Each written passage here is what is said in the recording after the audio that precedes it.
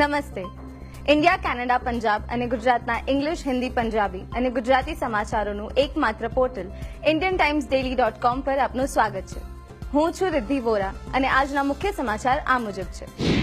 ભારતમાં રાષ્ટ્રપતિ રૂપે શપથ લીધા બાદ ડોનાલ્ડ ટ્રમ્પને વડાપ્રધાન નરેન્દ્ર મોદીએ અભિનંદન આપ્યા અને સમાજવાદી પાર્ટી દ્વારા ઉત્તર પ્રદેશ ઇલેક્શન માટે પોતાના ઉમેદવાર જાહેર કરવા પર કોંગ્રેસે અસંતોષ વ્યક્ત કર્યો. ગુજરાતમાં ખોડલધામ પ્રાણ પ્રતિષ્ઠા મહોત્સવમાં 3.5 લાખથી વધુ પાટીદારોએ રાષ્ટ્રગીત ગાઈ વધુ એક record Guinness book of world રેકોર્ડમાં નોંધાવ્યો છે. અને મુંબઈ અમદાવાદ હાઈવે પર છેલ્લા 12 કલાકમાં 3 અકસ્માત થયા છે, જેમાં કુલ 11 લોકોના મોત નીપજ્યા છે.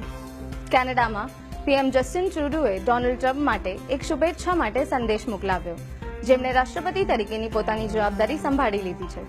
અને ડોનાલ્ડ ટ્રમ્પે જે રીતે પોતાના પ્રોટેક્શનિસ્ટ વિચારોનું જોરશોરથી પ્રદર્શન કર્યું, એનાથી કેનેડાના એનર્જી સેક્ટરમાં ચિંતાનું વાતાવરણ ઊભું થયું છે. અમારી સાથે બની રહો. અમે ભારત, કેનેડા અને ગુજરાતના મહત્વપૂર્ણ સમાચારો સાથે પાછા મળીશું.